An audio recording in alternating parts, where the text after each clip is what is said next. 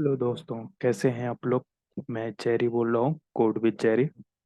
और यहाँ पे आपको आज मैं रिएक्ट का एक दूसरा पार्ट पढ़ाने जा रहा, दूसरा वीडियो बनाने जा रहा हूँ, जो यूज इफेक्ट है। यूज इफेक्ट कैसे वर्क करता है इन रिएक्ट जेएस। और इसके आगे चलने से पहले मैं आप सबको एक चीज़ बताना चाहता हूँ। आप लोग मेरा चैनल को सब्सक्राइब कर लें, लाइक कर लें और शेयर कर लें। और उससे पहले हुक्स, और मेरे चैनल का नाम है कोड विद चेरी। तो ठीक है, आप लोग इतना समझ गए होंगे। तो आज मेरा ये तीसरा लेक्चर है इस पे, रिएक्ट पे। तो यहाँ पे हम यूज इफेक्ट के बारे में बात करने वाले हैं। तो आगे बढ़ने से पहले मैं थोड़ा इसके बारे में बता देता हूँ, यूज इफेक्ट क्या काम करता है। इससे पहले हम लोग यूज स्टेट के बारे में पढ़े थे। तो और आज हम लोग यहाँ पे यूज इफेक्ट के बारे में पढ़ेंगे, ठीक है। तो यूज इफेक्ट का काम ये होता है, जैसे कि जब हम कभी किसी ब्राउज़र पे, जब किसी वेबसाइट पे हम कुछ क्लिक करते हैं, कुछ एक्शन में कुछ चीज़ें खुलती हैं। जैसे किसी बटन को मैंने प्रेस किया तो उससे कुछ चीज़ें हमको दिखती हैं, कुछ एक्शन में आती। तो उससे क्या होता है कि जब हम उस बटन को प्रेस करते हैं वो तो हमको आपको दिख जाते हैं, लेकिन जो डेटा हमको सर्वर से लेने होते हैं, क्या वहां तक वो डेटा पहुंच रहे हैं कि नहीं। तो उसके प्रेस करने से क्या वो डेटा में कुछ उसमें चेंजेस आ रहे कि नहीं, इसीलिए उसको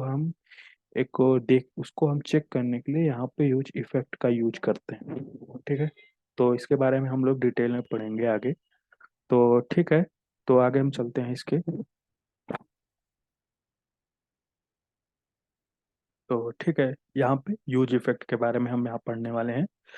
तो यहाँ यूज इफेक्ट का यहाँ पे कहने का मतलब ये है, in React use effect is one of the most essential hooks used to manage side effect in function component, ठीक है। तो इसका कहने का मतलब है कि यूज इफेक्ट जो एक एक हमारा इसेंशियल पार्ट होता है, जो हमारे मतलब मैनेज करता है साइड इफेक्ट जो मैनेज करता है, वो जो फंक्शन में जो भी, जैसे मैंने बताया ना, कोई बटन आप क्लिक करते हो वो एक फंक्शन में कंपोनेंट होता है। आप जब उसको प्रेस करते हो तो वहाँ पे साइड इफेक्ट होता है। तो इसीलिए कह रहा है ना कि कह रहा है, use effect is the one of the most essential hooks use to manage side effect in function component, ठीक है। तो आगे बढ़ते हैं। तो आगे क्या है, of side effect are operation that occur outside the component render cycle, such as data fetching, subscription, और manually interacting with the DOM. इसमें कहने का मतलब होता है, जैसे हम किसी को जैसे मैंने कहा ना, बटन को प्रेस करना। तो यहाँ पे एक दूसरे वर्ड में उसको बोला जाता है रेंडर। मतलब किसी साइकिल को आप प्रेस कर रहे हो, उसको रेंडर कर रहे हो आप, मतलब आगे डेटा को मूव कर रहे हो।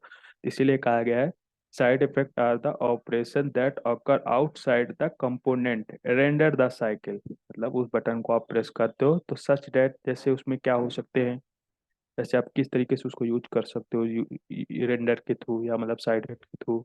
डेटा फेचिंग कर सकते हो आप, सब्सक्रिप्शन सब्सक्रिप्शन उसके बारे में समझ सकते हो, उसमें manually interacting with the DOM के बारे में जान सकते हो, ठीक है। तो ऐसे ऐसे आगे हम उस पर बढ़ते हैं, आगे चलते हैं।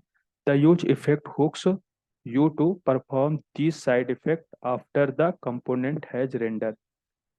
ये इसका कहने का मतलब होता है, ये साइड इफेक्ट तभी परफॉर्म करते हैं जब हम किसी कंपोनेंट को रेंडर करते हैं, जब हम किसी कंपोनेंट को क्लिक करते हैं, ठीक है। समझ गए ना, मैंने वही सारी चीजें सब आपको बताया है। आगे चलते हैं। यहाँ पे हम यूज इफेक्ट के बारे में देखते हैं कि इसके कैसे कोड में यूज करते हैं। तो use effect accept two argument, the second argument is optional, ठीक है। हम यूज इफेक्ट को ऐसे यूज करते हैं, पहले एक फंक्शन होता है, दूसरा डिपेंडेंसी होता है, ठीक है। और यहाँ यूज इफेक्ट इसको यूज करते हैं ऐसे। तो और आगे क्या है कि जैसे कॉमन यूज केस और यूज इफेक्ट क्या कॉमन है, क्या यूज करते हैं, जैसे पीछे मैंने बताया था, data fetching, DOM manipulation, subscription, time and time and intervals, and and clean up.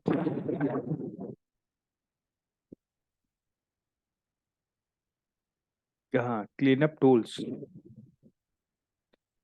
Clean up task, ठीक है। यहाँ पे इसको मैं थोड़ा हटा देता हूँ, आपको थोड़ा अच्छे से पता लग जाएगा, क्लीन अप टास्क। तो ये सारे चीजें हम इसमें कर सकते हैं, ठीक है। तो आगे बढ़ते हैं। तो आप लोग समझ गए ना इसका यूज इफेक्ट के अंदर हम क्या क्या कर सकते हैं। एक data fetching, DOM manipulation, subscription, time interval और क्लीन अप टास्क।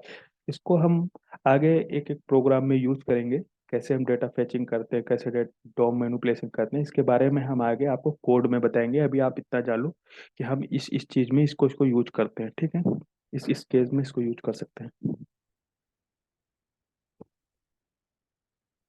ओके, ठीक है। अब यहाँ पे हम थोड़ा कोड के बारे में बता देते हैं। अभी मैंने पूरा कोड नहीं लिखा है, एक आपको ओवरव्यू दिखा रहा हूँ कि कैसे कैसे कोड में क्या हो सकते हैं। सबसे पहले क्या होता है, हम इंपोर्ट करते हैं रिएक्ट को यूज स्टेट के अंदर, कर्ली ब्रैकेट के अंदर, ठीक है। इंपोर्ट करते हैं अपने प्रोग्राम को प्रोग्राम में। उसके बाद हम एक फंक्शन लेते हैं, और फंक्शन जिसके अंदर कंपोनेंट होते हैं। तो यूज इफेक्ट का यूज करके इसमें जैसे कहा गया है, side effect code goes here, this function will run after every render of the component। तो मतलब जब यहाँ पे कोई भी रेंडर होता है तब उस पे एक साइड इफेक्ट मुझे मिलता है। यहाँ पे ये आगे हम पहले हम पढ़ चुके हैं, और वही चीज़ यहाँ पे भी है। तो हम यहाँ पे एक कंपोनेंट बनाते हैं जो एक साइड इफेक्ट, मतलब जब कंपोनेंट पे रेंडर होता है तब हमको एक साइड इफेक्ट प्राप्त होता है। और क्लीन अप फंक्शन ऑप्शन यहाँ पे, यहीं पे हम लोग इसको यूज करते हैं।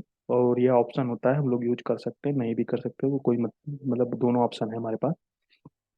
और रिटर्न में क्या है, रिटर्न में क्या करते हैं हम लोग यहाँ पे, this function will run before the component unmounted और before the next render and dependency on the dependencies. जैसे मैंने आपको बताया था कि जो ये फंक्शन होता है तभी रन करता है जब कोई कंपोनेंट पे अनमाउंटेड, मतलब जब कभी मतलब जब हम किसी कीबोर्ड पे रेंडर करते हैं तभी हमको ये सब सारी चीज़ें दिखाई देती हैं।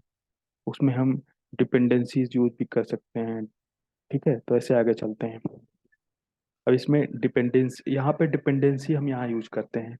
यहाँ पे हम उसके यूज इफेक्ट के बारे, यहाँ पे मैं फंक्शन यूज करता हूँ, जैसे आपको लोग वहाँ पढ़ा होगा फंक्शन। यहाँ पे आपको बता रहा हूँ, ये रहा फंक्शन का पार्ट यहाँ पे होता है पूरा, यहाँ पे। और डिपेंडेंसी हमारी यहाँ एरे में चलती है, इसको हम आगे आपको बताएंगे।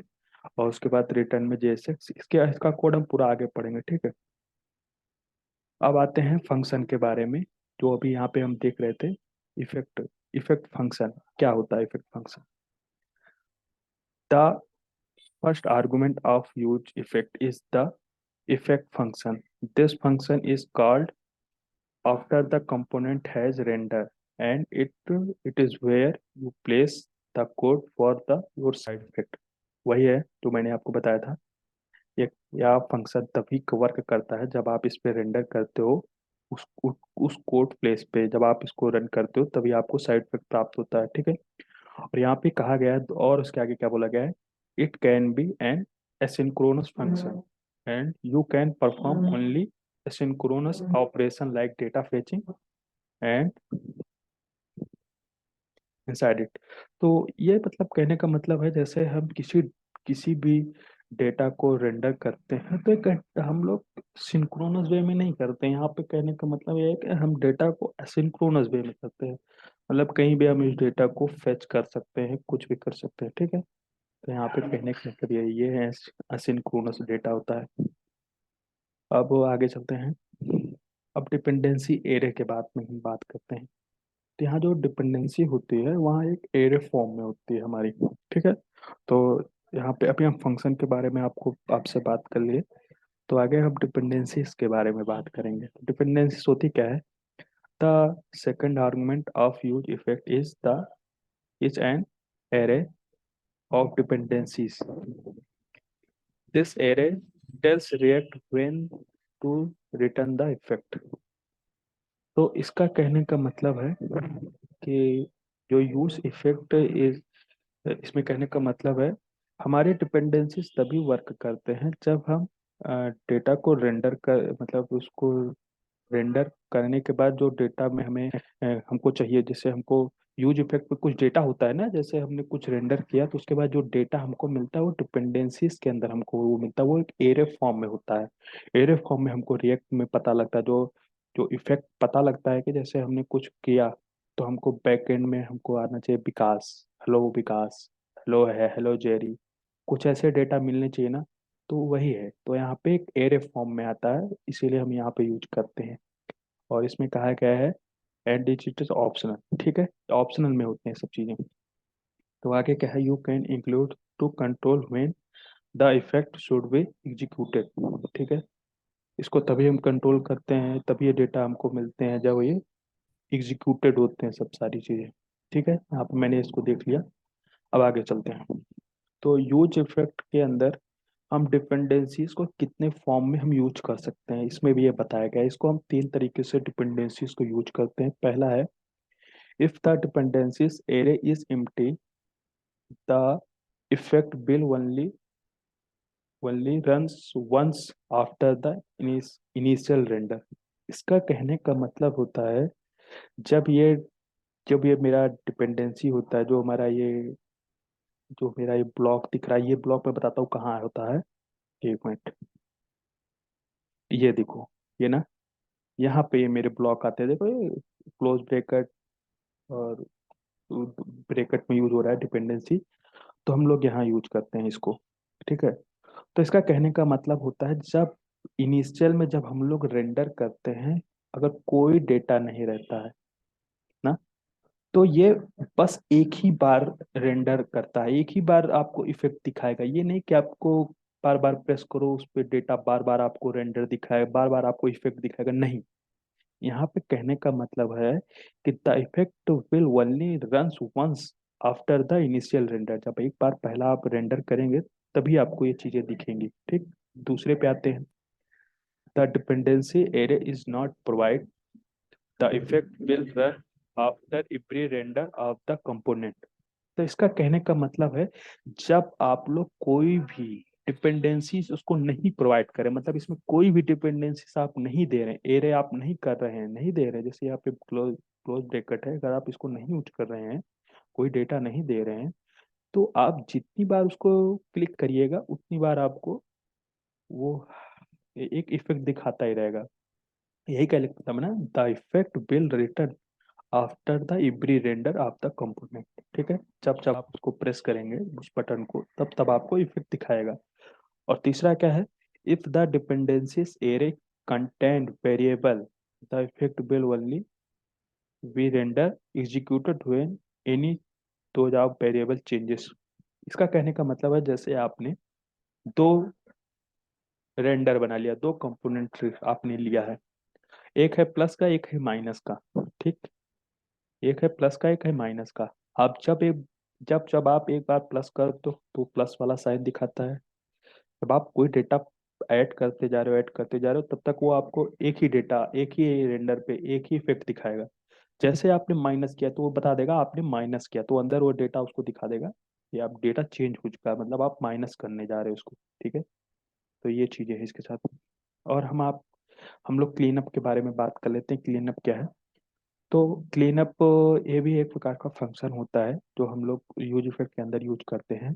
तो यहाँ पे क्लीन अप के बारे में क्या बताया गया, the clean up function is a optional and is use to perform any any necessary any necessary clean up और resource disposal when the component unmounted or before the next effect runs dependencies on the dependencies specified in the dependencies array।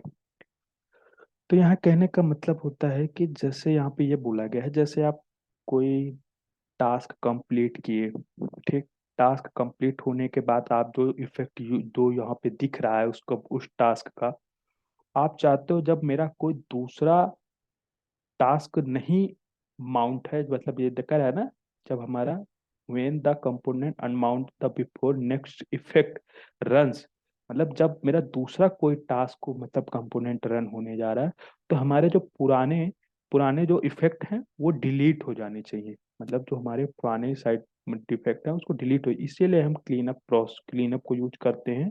और resource मतलब जो वहाँ पे data होता है उसको use करते हैं। जैसे इसमें बताया गया, पहले आपने क्या किया, सेट इंटरवल में आपने फंक्शन लिया, उसको यूज किया, यूज करने के बाद आप चाह रहे हैं वो क्लीन अप हो जाए। ठीक है, तो ऐसे ही है। तो आगे हम आप लोग को इसके बारे में कोड में बताएंगे कैसे क्या करना है। तो अभी आप लोग, हम यहीं पे रहते हैं। हमको हमको मुझे पता है कि आप लोग को समझ में आया होगा। अगर नहीं आया होगा तो आप लोग हमें कमेंट पे करके ज़रूर बताएं। ठीक है, और मेरे चैनल को सब्सक्राइब करें। Thank you.